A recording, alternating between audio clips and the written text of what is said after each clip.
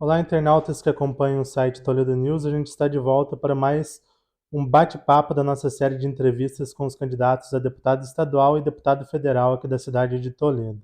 Nesse momento, a gente recebe Lourival Neves Júnior, candidato a deputado estadual pelo Patriota. Seja muito bem-vindo, Lourival. Eu que agradeço e é uma honra estar aqui no Toledo News e poder conversar com vocês e com a população. Primeiramente, Lourival, para começar, por que você decidiu se candidatar a deputado estadual?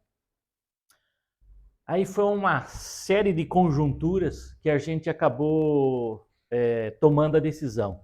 Primeiro, porque eu faço parte da executiva estadual do partido e numa reorganização do partido acabou havendo a necessidade de que os membros, os companheiros, estivessem fazendo parte então desse processo. Nesse momento eu acabei conversando com uma série de pessoas, com grupos, e a gente viu que é possível, que há falta, que há expectativa da população em nomes novos, em propostas novas. E eu estou muito satisfeito nessa caminhada das pessoas que eu tenho encontrado, e as pessoas estão querendo saber da onde você é, o que você faz e o que você vai fazer. E quais são as suas principais bandeiras nessa caminhada, nessa luta para chegar a Curitiba, à Assembleia Legislativa? Olha, a gente tem várias ações que são necessárias. A primeira é tornar Toledo representada. Toledo não tem representação desde a última eleição, quando não elegeu ninguém. Com essa falta de representantes lá, nós perdemos muita coisa. Toledo deixou de estar no cenário. Para você ter uma ideia, o governo Ratinho não tem nenhuma obra em Toledo em execução. E as duas únicas obras que tem em Toledo ainda são do governo Beto Richa. São duas escolas. Uma escola no Jardim Gisela e uma escola reforma na Olivo Beal, ali no Rossoni. Então, essa falta de representatividade, de ação do poder público do município de Toledo junto ao estado do Paraná me fez indignar. Essa indignação se faz agora, presente, quando eu vou conversar com a população e eu vejo filas para especialidades na saúde de 2 a 3 anos. Então, essa questão é muito importante. Ela não é uma coisa assim simples. Quando a saúde deixa de funcionar, muitas coisas deixam de funcionar no Estado.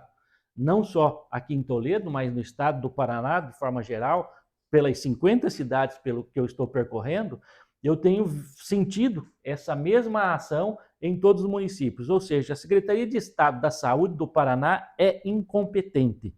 Nós temos muita fila. Nós precisamos de deputado para exigir o cumprimento do orçamento do Estado e que 100% do recurso que está lá alocado para a saúde seja utilizado. Então, nós temos demandas na saúde, nós temos demandas na educação, a educação não tem investimento, nós precisamos modernizar a escola. Não adianta o governador falar que nós temos um Estado pujante, digitalizado e coisa e tal, mas só funciona dentro do palácio. Fora do palácio, a escola continua ainda no giz de cera. Um exemplo de uma obra já na questão da educação é a obra da nova sede do Núcleo Regional de Toledo. É uma obra do Estado que está parada há muito tempo. Como trabalhar isso para destravar essas obras, esses investimentos? Então, essa foi a que eu falei, Olivo Beal, antigo Olivo Beal, que agora seria a sede do núcleo. E por incompetente da própria gestão, a incompetência tem se mostrado firme, e principalmente o que se diz deputado de Toledo, que é quem nomeou o chefe do Regional de Ensino, que é o deputado Miqueleto. Então, todos os recursos, todas as ações, todas as obras saíram de Toledo, porque houve um veto para Toledo. E esse veto não houve ninguém que fizesse essa discussão, que fosse cobrar e que fosse buscar. Então, agora a representatividade que Toledo precisa ir lá, sentar com o governador e ajustar esses pontos que são negativos do meu ponto de vista. Você tocou nessa questão da representatividade. A Associação Comercial criou uma campanha pedindo para que a população se conscientize para votar nos candidatos de Toledo. O que você achou dessa campanha? Muito boa, ela tem sido muito aceita pela população, porque a população tem nos perguntado: você é de Toledo? E qual que é a sua bandeira para Toledo?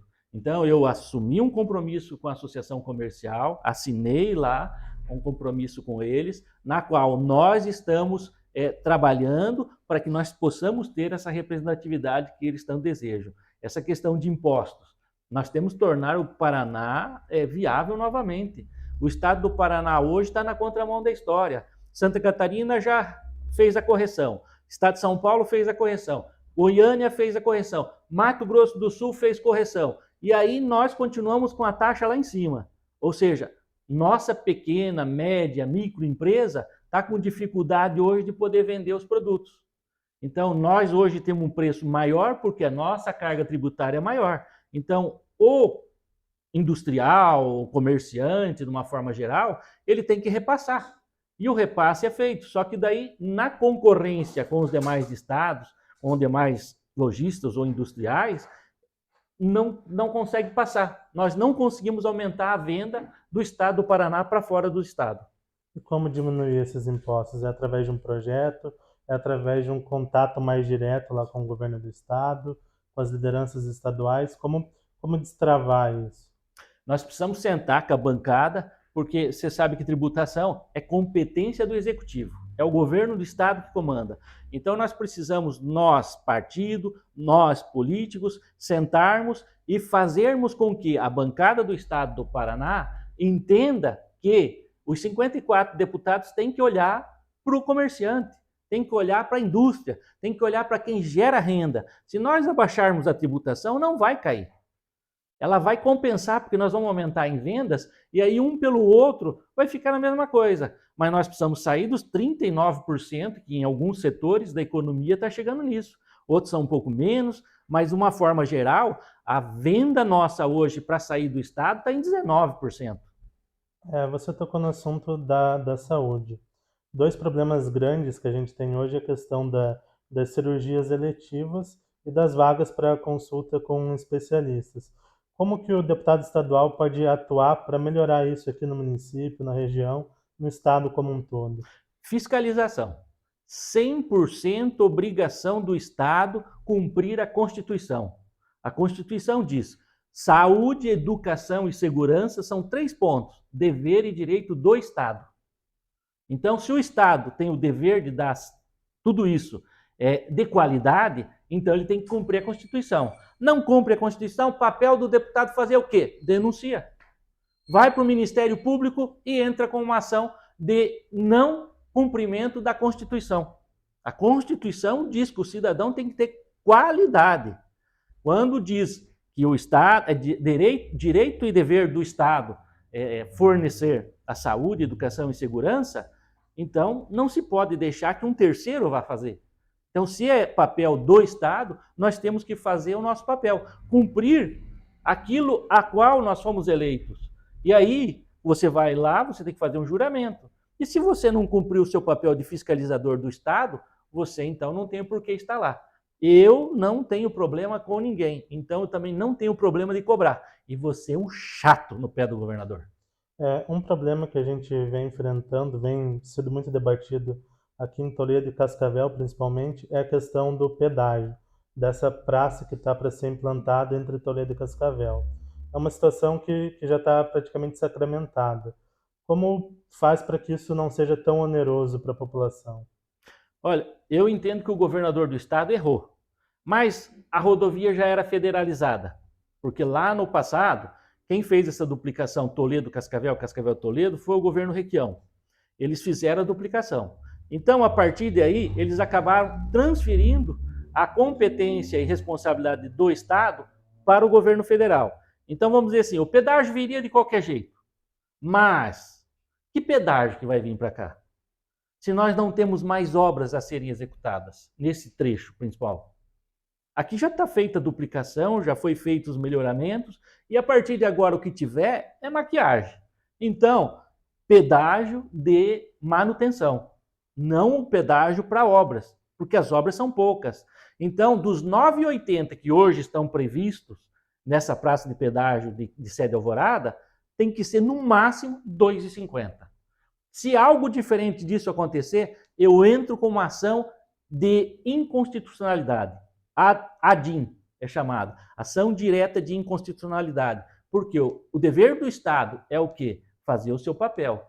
O seu papel não está sendo feito quando está sendo tirado o direito do cidadão de ir e vir. Então, a Constituição diz isso. Nós temos que brigar e tirar esse pedágio. Se o pedágio vai permanecer, que seja então de manutenção no máximo R$ 2,50. Não dá para ser mais do que isso. Tem muitas pessoas que trabalham em Cascavel e moram em Toledo, ou vice-versa, ou estudam em uma cidade e moram na outra. Tem a questão dos motoboys também, que atravessam as duas cidades muitas vezes. Tem como desonerar essas pessoas? Como fazer para melhorar para essas pessoas que utilizam a via todos os dias? Do pedágio, você fala? Isso. Não tem. Não tem. O formato que hoje está sendo colocado, que vai para a Bolsa de Valores, e a gente tem que entender o seguinte, por que não foi? O contrato está vencido. E por que o pedágio não foi? Uma artimanha do governo do estado com o governo federal, na qual, viu, vamos deixar esse negócio para depois da eleição? Então, nós não podemos mais ser bobos. A sociedade tem que se levantar e se organizar. Esse pedágio, como os demais do estado do Paraná, vão ser todos realocados, eu acredito até que vão ser as mesmas concessionárias. Pode ser que mudem de estrada, por exemplo, a Eco Cataratas vai para uma, a Eco Norte vai para outra e tal. Pode ser que eles troquem lá, mas eu não acredito. Vão lá para a Bolsa porque eles já fizeram investimento, eles já têm o macete, a manha toda lá. Ou seja, o que precisa agora é fiscalização. Papel dos deputados estaduais e federais. Fazer com que a fiscalização ocorra e que os contratos não sejam no mesmo formato do anterior, que em momento algum poderia ser cortado ou quebrado aquele contrato. Tanto foi a propaganda e o marketing político, baixo acaba ou isso, aquilo. Todos os governadores vieram com o discurso para ganhar a eleição de que iam abaixar o pedágio. O único que fez isso acabou tirando lá a obrigação de execução de obra. Daí baixou o pedágio num período. Mas depois ele voltou a subir e nós acabamos aí a Praça de Paranaguá, onde os caminhoneiros, principalmente, vamos dizer assim, ou aqueles que vão para a praia, pagando a R$20. Isso é inconcebível. Entre você ir e voltar, você paga R$40. E os caminhoneiros estavam pagando quase R$800 em todas as praças de pedágio para poder chegar lá no porto de Paranaguá, descarregar a safra ou a produção do estado do Paraná, que vai para os navios. Então nós precisamos necessariamente de coragem primeiro para cobrar. E o segundo, estarmos atentos. Então o estado do Paraná tem que deixar de ser manipulado pelo sistema. O sistema tem que ser sucumbido pela fiscalização. Então, tem deputados de todas as bancadas ou partidos. E isso precisa ser corrigido agora nessa discussão. Porque senão, a hora que o governo federal lançar o edital e for para a Bolsa de Valores, vai continuar a mesma farra, só muda os atores. Mas, vamos dizer, a peça é a mesma. Outra questão, a gente falou já um pouco sobre a representatividade e a falta de representatividade que Toledo tem hoje. Outra questão que Toledo foi prejudicada é a questão da Ferroeste, a questão do Porto Seco ou de um terminal aqui no município. E por essa falta de representatividade, muito provavelmente Toledo não vai ter essa estrutura passando por aqui. Como fazer para negociar isso lá em Curitiba, para tentar melhorar nesse sentido para o nosso município? Eu e o vereador Marcelo Marques fomos os únicos partido político, fora a prefeitura municipal, a equipe lá do prefeito, que sentamos com a equipe da Ferroeste que veio aqui fazer os levantamentos. Por quê? Em contato com o André, presidente da Ferroeste, nós soubemos que ia haver essa reunião, porque nós tínhamos pedido para ir a Curitiba. Ele falou, não, votei aí em Toledo, então fica mais fácil. E nós fomos lá, eu e o vereador, que somos do Patriota. Fomos lá, ouvimos, ficou do município de Toledo fazer todos os estudos, levantamentos e apresentar para o estado do Paraná, para a Ferroeste, para a equipe técnica que está fazendo todos os estudos lá, a necessidade e principalmente a viabilidade desse terminal. O que aconteceu? O prefeito não fez audiência pública, não houve discussão nenhuma com a sociedade.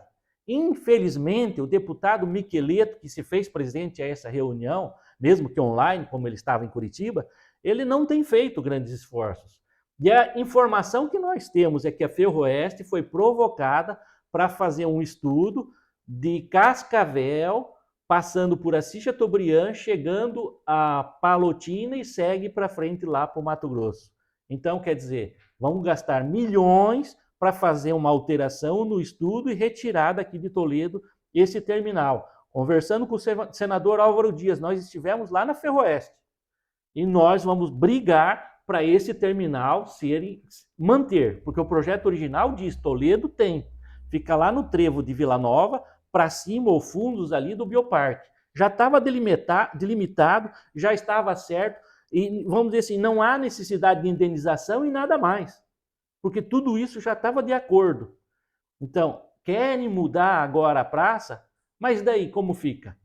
As cooperativas daqui da região, Palotina, Cevale, Copagril, Marechal Cândido Rondon, Alar, de Medianeira, Matelândia, a Frimeza, que também vem dali, mais a Frimeza de Assis Chateaubriand, que é a nova planta que está sendo construída ali, elas geram, em torno de Brasil, uma exportação significativa em números. Não só em grãos, como também a produção de frango, suíno e peixe. Ou seja, nós temos números que significam e que demonstram a necessidade desse porto aqui, como a BRF também, que está aqui. E a BRF tem toda a exportação que vai a Paranaguá, uma das únicas empresas privadas que tem até uma central lá em Paranaguá de distribuição. Então, ou seja, nós temos condições de trazer, aferir e buscar tudo aquilo que é necessário, mas precisa o quê? Representatividade. Nós precisamos do deputado estadual, nós precisamos do deputado federal para que nós, Toledo, nós, Assis Chateaubriand, nós, Palotina, Marechal Cândido Rondon, tenhamos novamente força.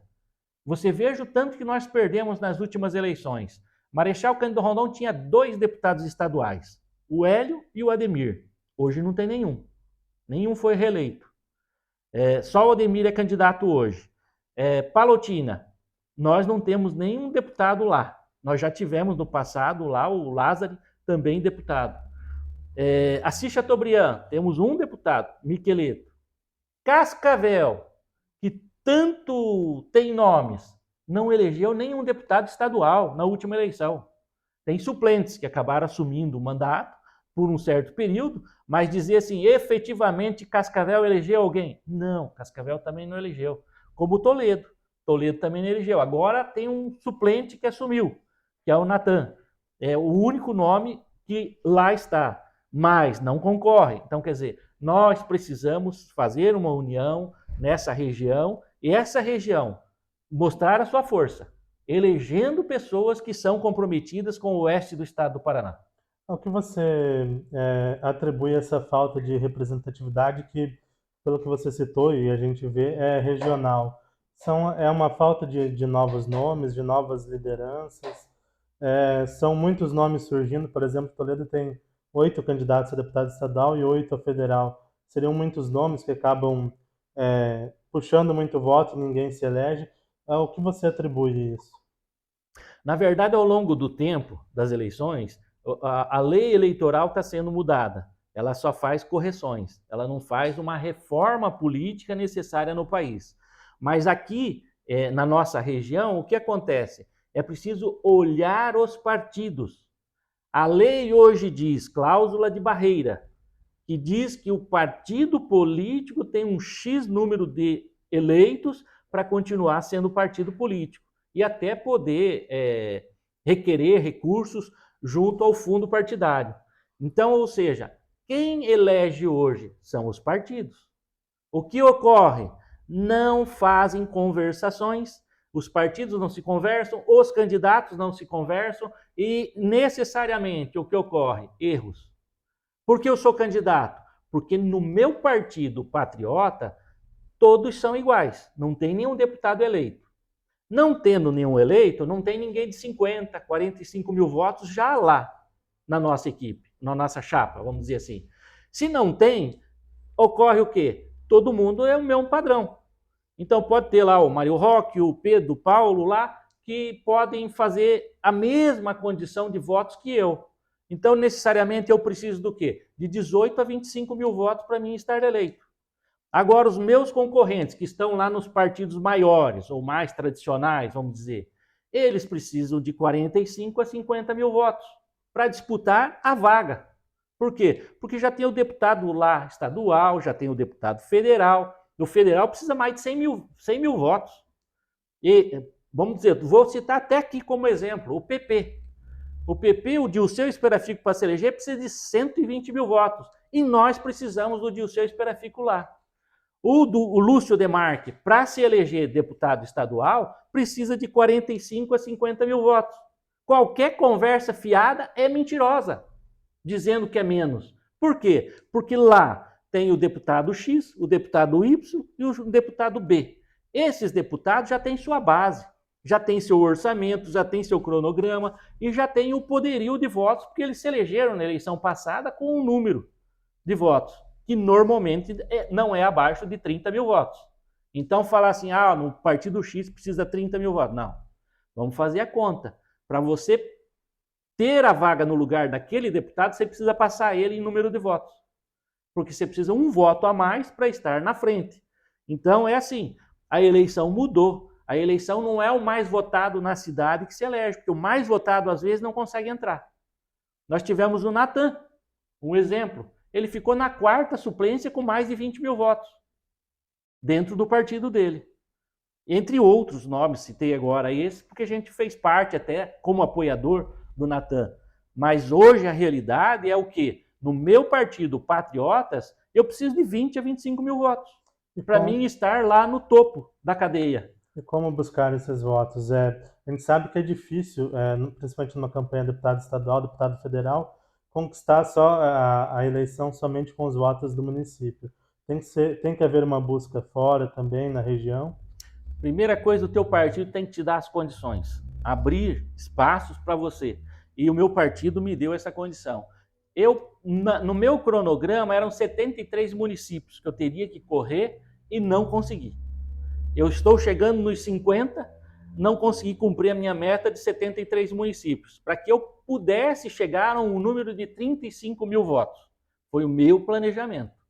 Agora, nós estamos próximos. Nós queremos crer que, se a população entendeu a nossa proposta, nós estamos dentro dessa proposta. Pelo menos dentro dos números do quadro do partido, eu sou sempre entre o segundo e o terceiro ali, que a gente acredita que elege de 2 a 3 cadeiras. Se nós conseguirmos ter essa eleição mesmo, eu estou sempre entre segundo e terceiro, e agora pode ser até que eu tenha crescido em votação e posso ser o mais votado.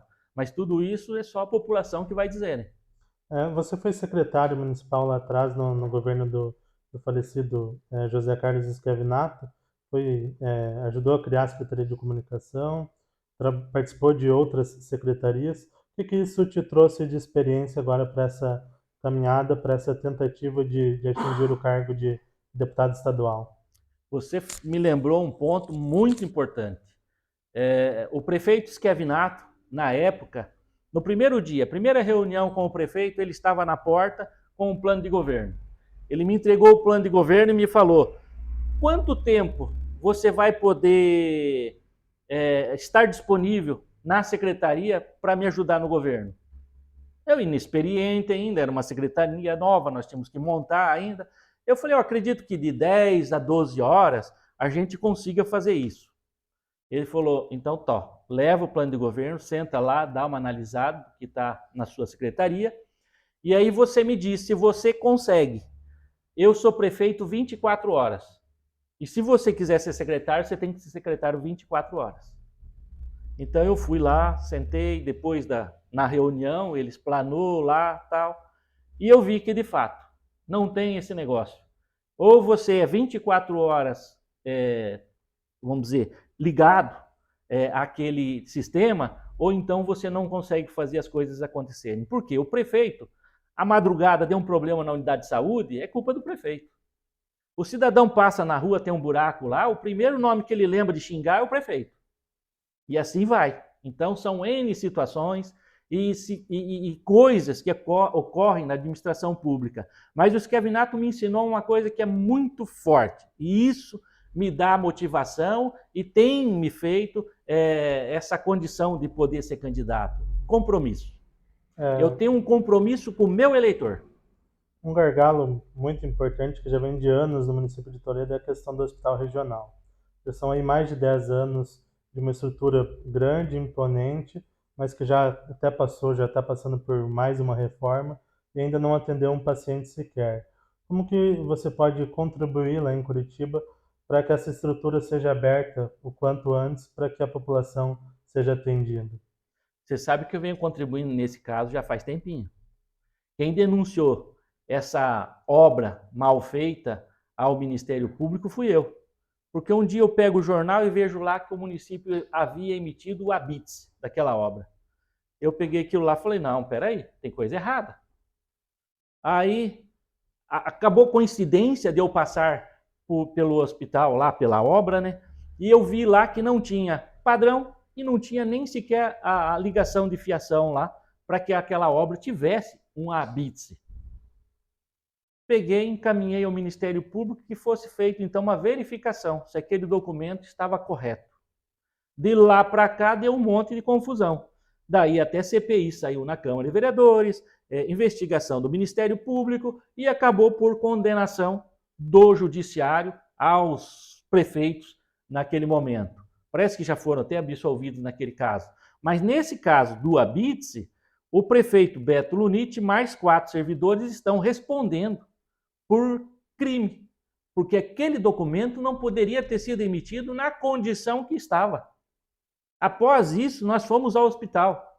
Eu e o vereador Ayrton Savelo e o Leandro Moura, que eram vereadores do nosso partido, e nós fomos lá fazer uma verificação no hospital.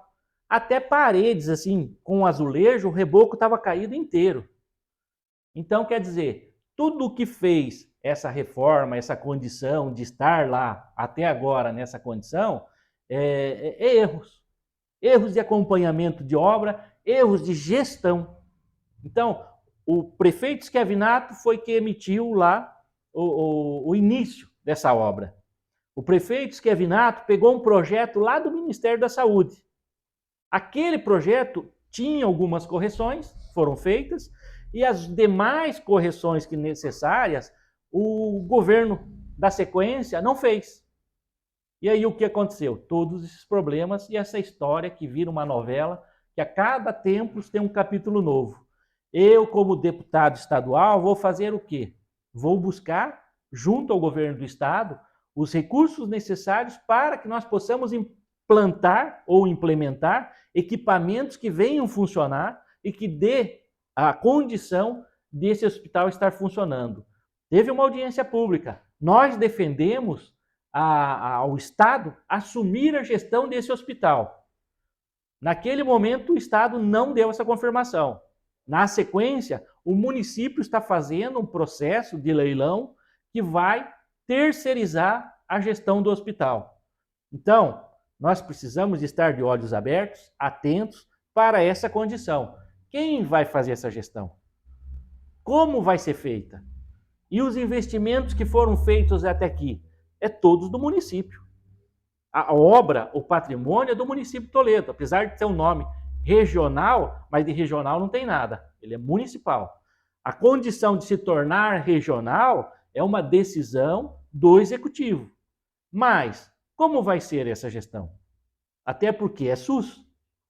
O SUS é perfeito, é o melhor plano de saúde do mundo. Provou isso, comprovou no Covid. Você viu o hospital, as unidades deixaram de atender? Não. Morreu quem ia morrer, quem tinha algum tipo de sequela, algum tipo de problema, ou a bactéria, ou isso, aquilo que veio em função do vírus. Mas o sistema SUS, na organização que foi para o Covid, foi perfeito. A única coisa que ele tem é mal gerido. O Estado do Paraná faz uma má gestão, principalmente nas consultas, que nós já falamos aqui das especializadas, que é competência do Estado do Paraná. não é do prefeito. As pessoas confundem. Ah, é culpa do prefeito, do vereador, que lá na UPA lá não sai lá o cidadão lá para fazer a cirurgia do braço, da perna, da cabeça, enfim, conforme ele lá, o médico acabou diagnosticando. Então, quem não assume o papel dali para frente é o Estado. Então, tudo isso nós, como deputados, temos que fazer. Eu falei, fiscalização, rigor na aplicação do orçamento do Estado do Paraná. E projetos. Nós temos que fazer projetos para que o Estado aprove e que no orçamento, na LDO, no plano plurianual e também no orçamento anual, estejam contemplados recursos para o hospital regional, para o OESP, que também é um hospital beneficente, que necessita também de aporte e recursos, para que nós possamos ter essas duas unidades que operam SUS, ou que vão operar SUS, atendendo a população. Para concluir, Lorival, o que a população de Toledo, da região e do Paraná podem esperar do Lorival Neves Júnior, caso eleito deputado estadual? Olha, compromisso. O principal, e o que eu tenho colocado a toda a população, é meu compromisso. 24 horas, 30 dias do mês, 365 dias do ano. Aprendi com o Esquevinato. Não tem como fazer diferente. Ou você, que está num cargo público, é 24 horas, ou você não consegue fazer um trabalho adequado e que atenda a população e principalmente as necessidades regionais. Vamos dizer assim, se lá na prefeitura a gente teve essa experiência de necessidade de 24 horas, imagine você tendo que trabalhar o Estado do Paraná. As leis são feitas para o Estado. As leis não são feitas só para Toledo lá na Assembleia Legislativa. Então nós precisamos, e nós vamos fazer isso, um compromisso. É o que eu assumo. E eu peço um votinho de confiança, porque com esse voto você pode ganhar um deputado. Lorival, a gente agradece a disponibilidade de ter vindo conversar com a gente, de conversar com o nosso público, com a nossa audiência, com a população de Toledo e região. Nosso muito obrigado. Eu que agradeço. Como disse, é uma honra estar aqui no Toledo News, estar com vocês e poder estar falando, principalmente discutindo ideias, propostas, como nós falamos aqui, nesses assuntos muito importantes. Então, como eu disse, é uma honra e é importante esse espaço para que todos os eleitores e para que todos os candidatos possam ser falados. Eu participei de alguns encontros e aí a gente vê, a peneira é feita nesses encontros. A entrevista é mais uma peneira. Quem não está capacitado, não está preparado, a peneira já segura. Agora, quem está, a coisa anda. Então, eu peço a você, mais uma vez, uma oportunidade, um voto de confiança, 51234 é o meu número e você, dia 2, votando, ganha um deputado, se Deus quiser e assim ele permitir, né? Esse foi Lorival Neves Júnior, candidato a deputado estadual pelo Patriota aqui em Toledo. As entrevistas com os candidatos estão sendo disponibilizadas no nosso canal no YouTube. Então, se puderem se inscrever, vão nos ajudar muito. Toledo News, informação para quem gosta de verdade.